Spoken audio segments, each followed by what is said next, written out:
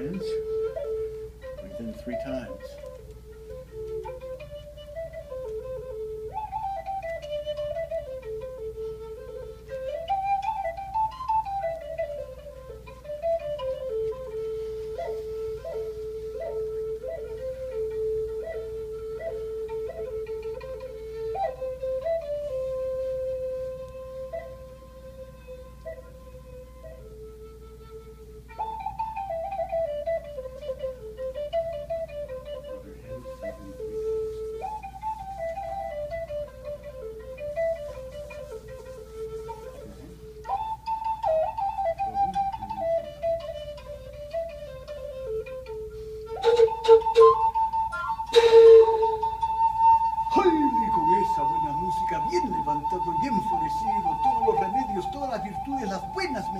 De este altar mayor, que así sea y así será, en nombre de San Cipriano Santa Justina y de un buen maestro y mentor, don Celso Rojas Palomino de Salas Chiclayo y don Benito Coriguaman Barrios de Guasón. Bien citados en nombre, gracias. Eso.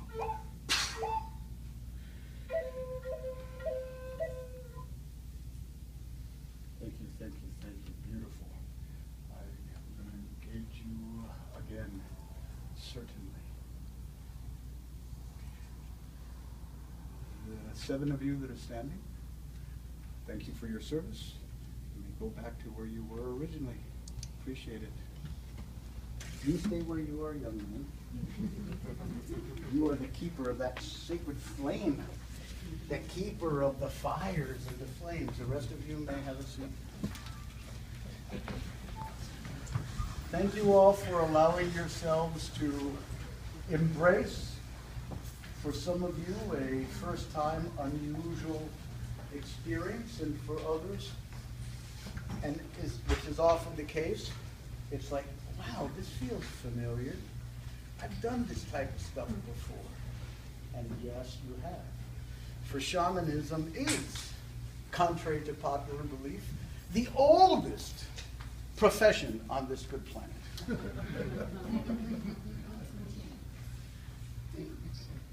Right, Philip? The plants in here, the herbs in here, were collected in the most sacred lagoon of my peoples, called Las Guaringas, up in the north of Peru. And it's combined with perfumes and all the sweet-smelling things that, when offered in a sacred way, open up all of the toys, the world of toys. That, what's his name is? What's this guy's name? Buzz Lightyear. What's the name? Buzz Lightyear. What is his name? You know? Buzz Lightyear. Yeah. What was the name of that movie that he? Toy Story. Yeah. Okay. You know how they all come to life? Yeah. That's just what we do here.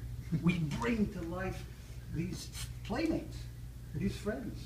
Each one of these has a story of its own. And they all come together and they wake up, and that's why we do our ceremonies at nighttime too, just like in that movie. They all come alive at night. And they go out there and they start doing all sorts of cool things. And you understand that. You're there. Never forget that. I don't care how old you are. You will never forget this. Please? I'll bring you, Philip. You may go back to sit with your mom. Give me a hug.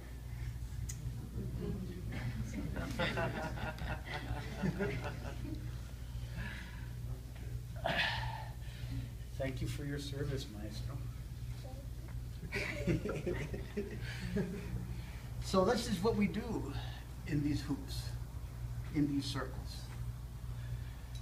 This is living with courage. And this is Peruvian shamanic wisdom for everyday life. And believe it or not, this little ritual we did, a lot of people that I know, every Wednesday night, they enact it. And on solstices and equinoxes, and in certain phases of the moon that are propitious or auspicious. Whenever the pulses, the tonalities, the ebb and flow and the cycles of nature call to us to mirror how they move in the heavens through our pilgrimages and our own living on earth, because it's all done with mirrors, a little smoke, sometimes a few magnets. It's been that way for ages.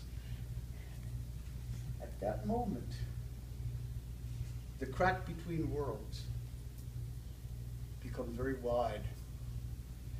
And by that I mean the same thing I meant in my opening statement, that you're able to connect with the soul, with the animated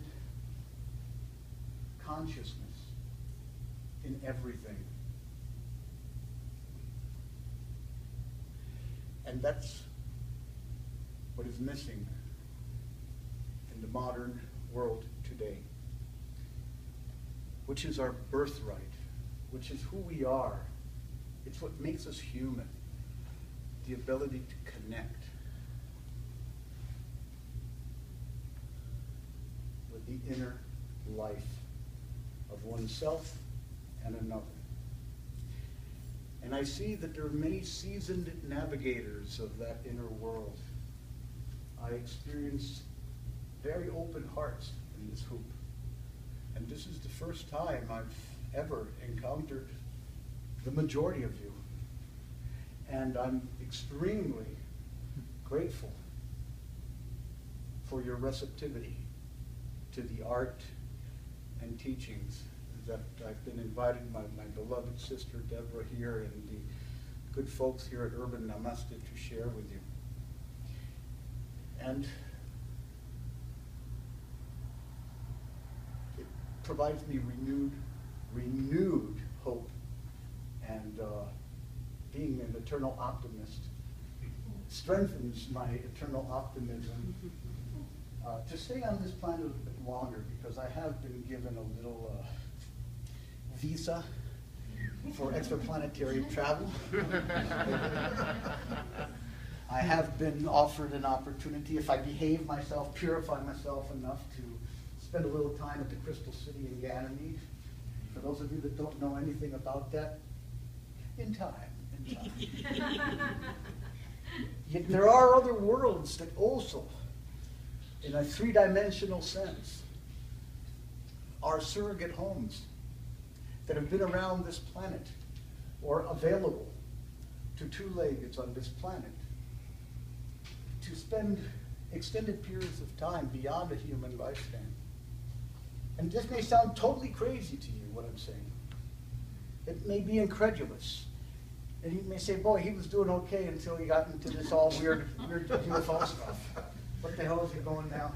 You know what, I'm just telling it the way it is. And it's who I am and where I'm at and what my vocation is about, which is to plant seeds of possibility without encouraging people to be attached to what that possibility looks like, but just open to a new level of dreaming, a new level of evolutionary purpose for us humans on this planet. And part of that is deepening our relationship with our star relatives. And in the book, for those of you that are here because of the book, that is my first book, given that it's the first time, I have been at a place of deep inner conviction that I am able to articulate together with my beloved Bonnie Glass Coffin, respected anthropologist, world's expert in female folk healers of the northern coast of Peru. It's an honor to have her collaborate with offering this narrative of the pivotal moments in my life that allowed me to be in front of you right now. And to put it into word, because I had taken an oath of oral transmission of these teachings, of these prophecies, and of these ways. And until now, I adhere to that. I have trained thousands of people over the years since I first opened up my Pachacuti Mesa in the northern regions of the world. And two of them have desperately hounded me before I collaborated with Bonnie to put some of this into word. And so Matt McGee and Jason Blasing, Matt wrote an introductory book on the Pachacuti Mesa, which is widely used by our community and those practitioners of these arts. And Jason Blasing wrote the teacher, well, collaboratively, we wrote the teacher's manual for people who are part of the Healer Alliance endorsed Teachers of the Pachacuti Mesa, which is an opus magnum. Yet, yesterday, on a call with Barbara Marx Hubbard's sister, Patricia Ellsberg, she asked me to be on a bonus call for her students of the emergence process, and asked me to lead a ritual over the phone for about 150 of her students that were tuning in virtually, of the parallels, the extraordinary similarities of the teachings that were articulated in the narrative that is Lessons in Courage, and the medicine or the body of vision that Barbara Marx Hubbard expresses in her book, Emergence. It was phenomenal, the similarities. The point that I'm making here is this, that Patricia spoke of Lessons in Courage as a poetry of the soul. And that has remained with me. And you may say, oh, he's plugging his book. No, I am sharing with you all in a very open manner that hearing what we wrote as a poetry of the soul is all I need. And now I can say goodbye and go to Ganymede, which is Jupiter's largest moon. Spent a while in the Crystal City. I may take my beloved wife, my Banaim with me, that gorgeous creature, that saint, that savior of all my evil ways, the restorer of my own sanctity. I bow to your presence, my bodhisattva partner. That's Cindy, by the way. So that's where I'm at, guys.